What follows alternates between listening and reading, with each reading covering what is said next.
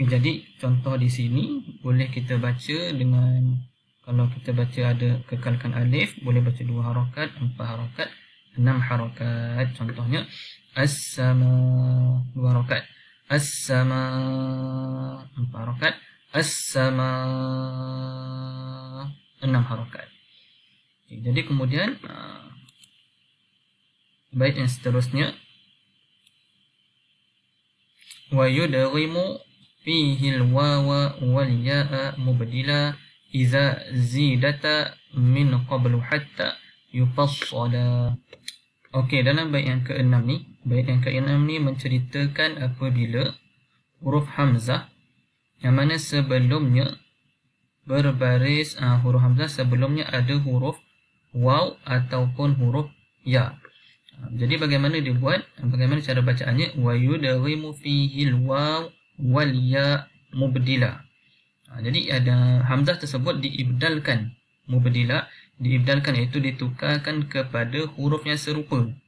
Kemudian sama ada waw atau ya tadi, kemudian diidghamkan wa yudghimu fihi. Iza zidatan, yang maksudnya mestilah waw ataupun ya itu adalah waw ataupun ya zaidah. Waw ataupun ya zaidah. Okey, kita lihat huraiannya. Iza jaa al-hamz masbuqan bi wawin aw ya'in zaidatain. Okey, ada asl kalimah. Huruf hamzah sebelumnya ada waw ataupun ya zaidah.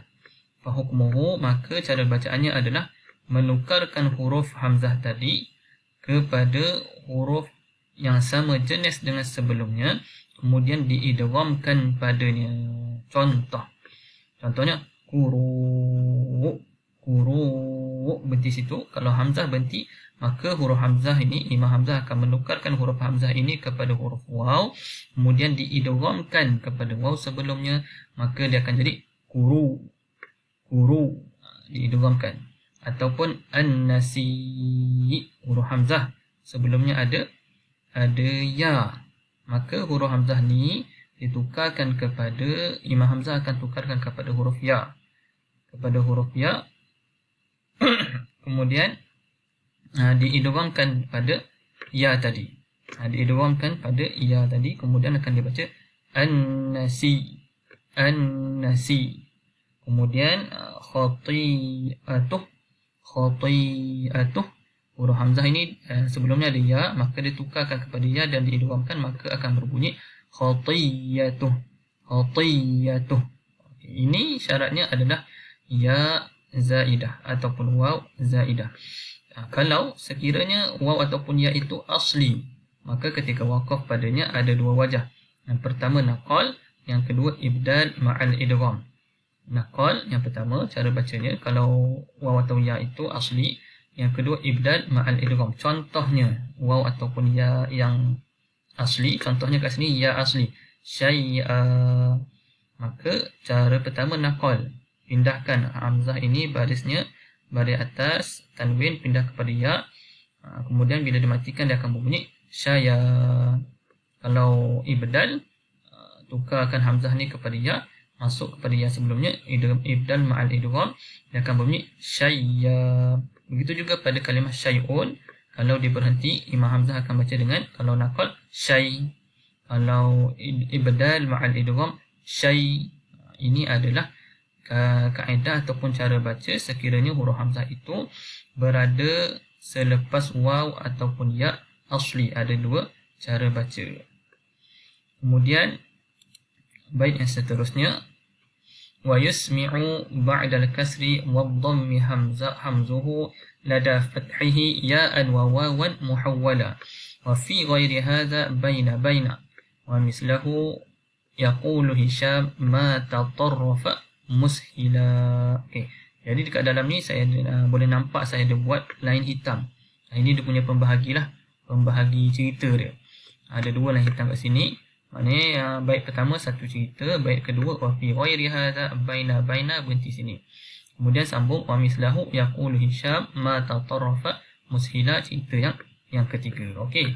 Dalam bait ini, seterusnya bait ini menceritakan mengenai huruf hamzah yang mana selepasnya ataupun huruf hamzah yang mana sebelumnya berbaris. Hamzah berbaris, sebelumnya juga berbaris. Jadi bagaimana cara bacanya bagi Imam Hamzah? Kat sini disebut wa yusmi'u ba'dal kasri wad-dhammi hamzuhu lada fathihi ya'an wa wawan muhawwala. Ni yang pertama kita potong situ. Jadi kat sini dikata kalau huruf itu berbaris bawah dan ataupun berbaris depan, hamzuhu lada fathihi, dan huruf hamzahnya berbaris fathah, berbaris atas, maka dia akan ya'an wa wawan muhawwala, akan diibdal ataupun diubah kepada huruf waw ataupun huruf ya. Okey, jadi ini terbahagi kepada 9 keadaan. Kalau kita tengok sini, hukum huruf hamzah yang berbaris yang terletak selepas huruf yang juga berbaris. Ada 9 jenis ataupun 9 keadaan. Cumanya keadaan pertama dan kedua sahaja termasuk dalam bait yang atas ni. Iaitu keadaan yang mana huruf hamzah maftuh sebelumnya berbaris bawah ataupun huruf hamzah maftuh sebelumnya berbaris depan. Kalau kita nak berhenti, maka dia kata di sini adalah ya'an wa wawan muhawwala, kena diubah ataupun diibdalkan. Kat sini contohnya mi'ah. Kita lihat dekat sini huruf hamzah baris atas sebelumnya berbaris bawah, maka diibdal kepada ya, miyah. Begitu juga khati'ah, huruf hamzah berbaris atas sebelumnya berbaris bawah, maka ibdal kepada ya, khatiyah. Keadaan yang kedua, huruf hamzah maftuh sebelumnya dhammah, maka diibdal kepada waw. Contoh hamzah maftuh yu'ayyid, hamzah maftuh sebelumnya ya baris dhammah, maka diibdal kepada waw hamzah tersebut, dia jadi yuwayyid. Begitu juga fuadak, maka diibdalkan hamzah ini kepada waw, berbunyi fuadak. Jadi keadaan 1 dan 2 ini termasuk dalam bait yang atas. Kemudian lagi 7, ada 9 keadaan hamzah berbaris dan sebelumnya berbaris. Lagi 7 keadaan selain daripada 2 di atas ini adalah ditashilkan baina-baina. Contohnya hamzah berbaris atas sebelumnya berbaris fathah, hamzah berbaris bawah sebelumnya berbaris dhammah, hamzah berbaris bawah sebelumnya berbaris bawah, hamzah berbaris bawah sebelumnya berbaris atas, dan hinggalah yang keadaan nombor 9. Yang nombor 3 hingga nombor 9 ini, keadaan ini termasuk dalam bait wa fi ghairi hadza baina. Selain daripada 2 keadaan di atas, maka ditashilkan baina. Contoh hamzah baris atas sebelumnya baris atas juga, syana'an, maka hamzah ini dibaca tashil syana'an. Hamzah berbaris bawah sebelumnya berbaris dhammah, maka ditashilkan su'ila, dia baca hamzah ni tashil suhil. Dan begitulah seterusnya hingga keadaan yang ke-9. Nombor 1, nombor 2 ibdal, nombor 3 hingga nombor 9 dibaca dengan tashil baina. Tashil baina ni apa maksud dia? Tashil baina ni bermaksud anna al-hamzah maftuhah tushal baina al-hamzah wal alif. Kalau hamzah itu berbaris atas, maka akan dibunyikan, ditashilkan di antara hamzah dan huruf alif. Kalau hamzah tersebut berbaris bawah, maka akan ditashilkan bunyinya di antara huruf hamzah dan ya. Sekiranya hamzah tersebut berbaris dhammah, berbaris depan, maka akan ditashilkan di antara huruf hamzah dan waw. Kemudian matan yang bawah ini, bait yang bawah ini, wa mislahu yaqulu Hisham ma tatarrafa mushila. Wa mislahu, dan sepertinya. Seperti siapa? Seperti Imam Hamzah lah. Yaqulu Hisham ma tatarrafa. Ma tatarrafa ni maksudnya pada huruf hamzah yang berada di akhir. Tatarrafa ni berada di akhir. Dan kat sini kita nampak imam baru, iaitu Imam Hamzah.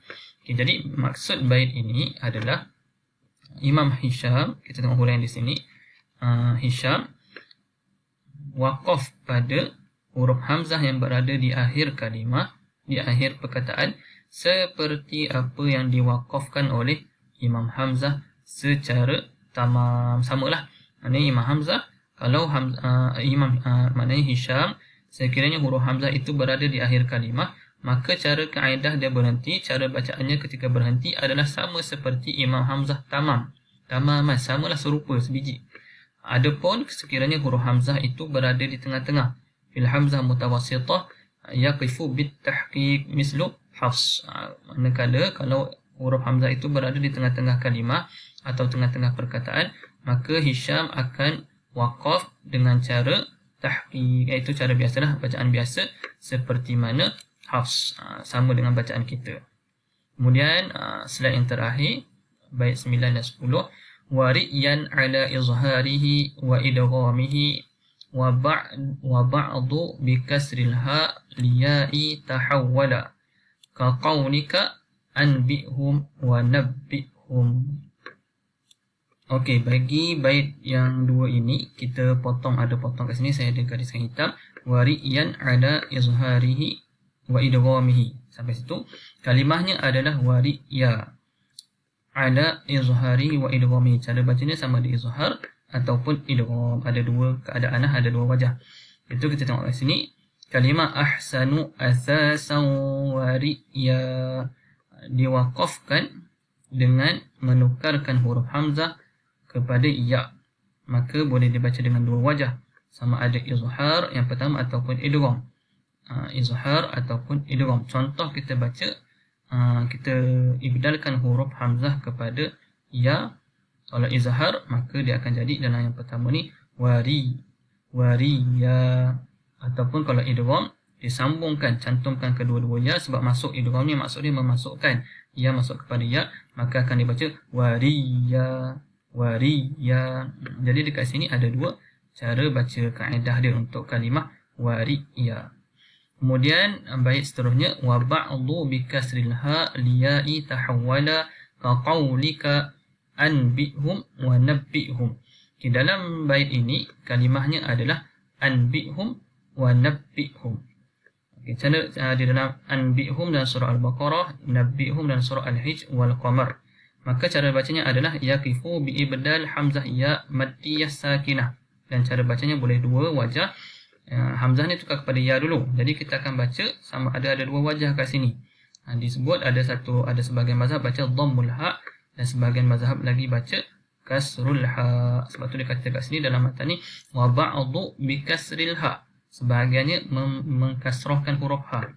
Yang baca dengan dhammul ha ini sebab asal dia, kalau kita tengok sini, anbihum asalnya memang pada dhammah pun, nabbihum memang pada dhammah pun, tapi dekat dalam matan kata ada sebahagian yang membaca dengan kasril ha, anbihim, nabbihim. Sebabnya kasril ha mereka membaca dengan mengkasrahkan ha kerana mengikut huruf ya sebelumnya. Sebelumnya huruf ya, maka selepasnya mestilah berbaris bawah.